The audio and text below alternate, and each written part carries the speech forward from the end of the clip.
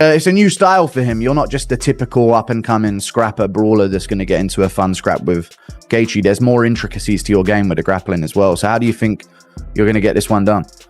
I think I finish him wherever the fight goes, to be honest. Obviously, I know he can bang, but every fight we get a breakdown made of our opponent, and it actually shocks me how much he gets hit. And I know he takes one to give one, but you can't really just do that at this level. That's why he's lost to people like Eddie Alvarez, Dustin Poirier, Charles, because you can't just take one to give one. Paddy Pimblett has just been dropped straight into the deep water. And the MMA world is buzzing because Justin Gaethje isn't just another name on a record. His relentless pressure, pure violence, and one of the most dangerous lightweights the division has ever produced. And now, somehow, Paddy is standing across from him. The reaction was immediate. Fighters, analysts, and fans all jumped in, and opinions split fast. No middle ground. Just shock, excitement, and a lot of debate. He could be the next Conor McGregor star. I want that world title. All laugh all you want and say I'll never be champ. You gang of mushrooms. Like that kind of a star where the whole He world's has watching. that weird personality. Yes. Yeah, he has that. Well, he's very disarming because people, they see, I talked about this in the last pay-per-view. I said it's a very sneaky trick because guys like you look at you, the way you carry yourself, the way that's a fighter. Like you look at that guy's a dangerous motherfucker. But when you see Paddy, he's dancing like this, his hair is flopping around like he's in the Beatles. I expect a war, obviously.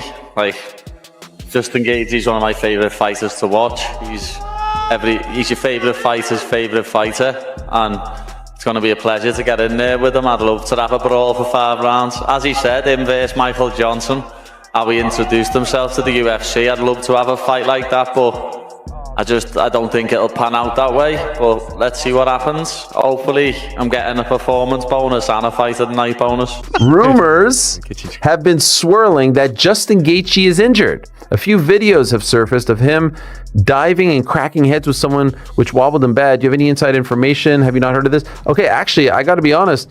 I thought you guys were talking about. I thought he was going to ask about. I saw a bunch of pictures about this thing. Up though, right? Yeah. The ingrown hair is what he's claiming. Okay, right. Ingrown hair and a bit of brisket. Yeah. Brisket. Yeah, a little brisket on the chin. Because they said he had herpes on his mouth. He's like, I was eating brisket and I had an ingrown hair. If that is an ingrown hair, that's the gnarliest ingrown hair I've ever seen. That makes like a little red dot on your neck if it's an ingrown hair. He had a crater in his neck. I don't know about that. By the way, could you imagine? Just for a moment, do you know where I'm going with this? Yeah. Do you know where I'm going with this? I do know exactly where you're going. Enter Armin. Yes. Enter Armin. Yes, it's time.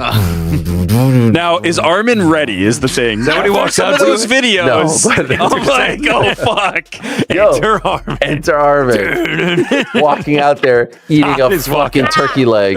I mean, come on. 100. I think Paddy obviously needs to do what he does really well, which is fights out long, right? He uses those kicks up the middle. He's got a good knee that we saw him land against Chandler. And then almost kind of land your points and force Gaethje to try to close the distance, and that's when I would try to wrestle. He looks huge to me in a good way nowadays, Paddy. I'm always impressed. It seems like he's getting fitter and fitter, further and further out from these fights as well. We only see Fat Paddy for a little bit. Gaethje, I think keeping it on the feet, boxing in close, and just trying to murder the legs like he always does is something that he needs to do. I don't know if testing Paddy's jiu-jitsu is the move for Gaethje. So it'll be interesting, man. But I think Paddy's got a goddamn good chance. One side says this is a nightmare matchup for Paddy. The other says it might be exactly what he needs. And that split tells you everything. Stylistically, this fight is pure volatility. Justin Gaethje thrives in disorder, crushing leg kicks, non-stop pressure, forcing opponents into ugly positions where they start reacting instead of thinking. He wants chaos. That's where he's at his best. But Paddy Pimblett doesn't operate like a typical lightweight. How does it feel to be the Paramount debut? Is it like a bit of a, they like you? Is it a bit of an honor, or you don't really give a shit about that type of thing? It is a little bit of an honor, like obviously, because they know they trust me with putting on a good show for the first main event in the Paramount era. But it's all about the title, lad. It's all about winning this incident belt. I wouldn't care if I was opening up the main card, lad. As long as I'm fighting for this belt, lad, it's all that matters. Nice. All right then. This is a big matchup. We've come a long way, Paddy. We've come a long way from Luigi Vendramini to Justin Gaethje. Is there any Is there any surrealness to it? Like you're actually fighting this guy that you probably, I would imagine, was watching before you even got into the UFC. This is fucking Justin, the highlight reel. Gaethje over here. Like.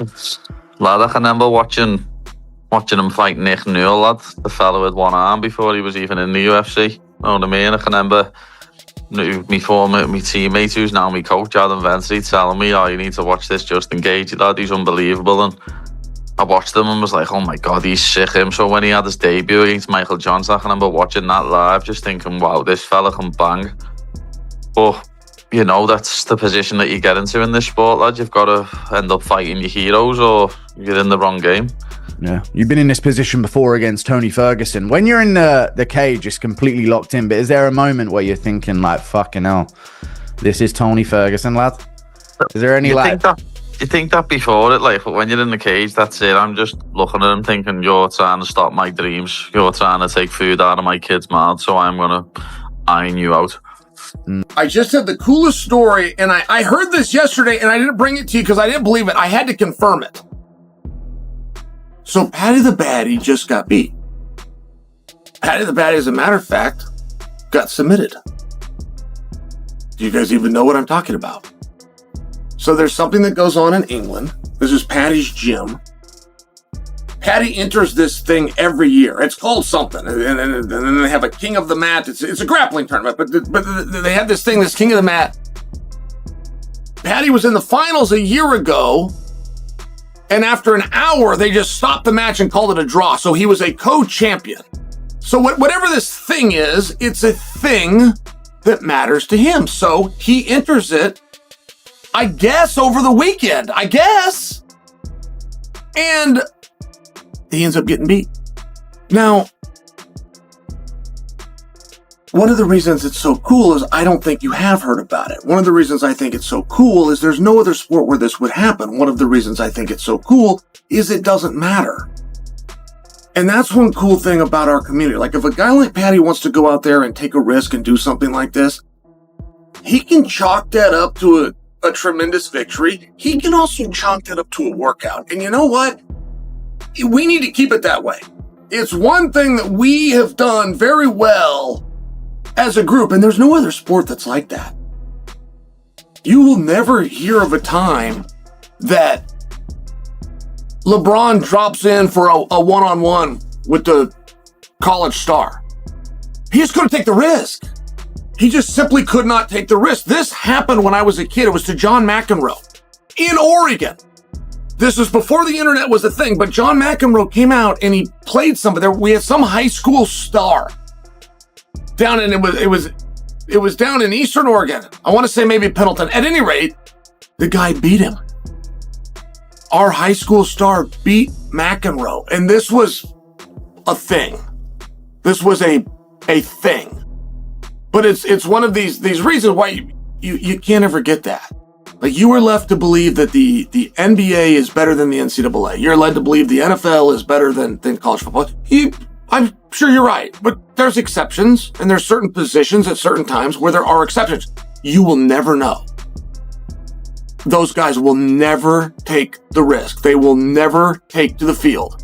They will never take to a three-point stance and go, they'll just never do it.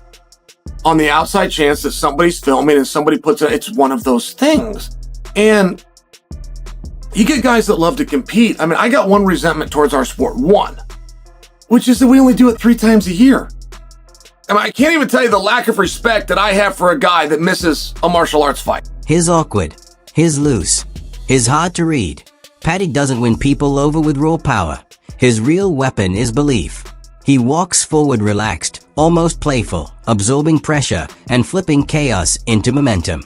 That's why some think he could disrupt Gaethje early, force scrambles, and pull the fight into spaces Justin doesn't want to live in. Others aren't convinced at all. They point to Gaethje's leg kicks, the pressure, the experience, and say that kind of damage could shut Paddy down fast.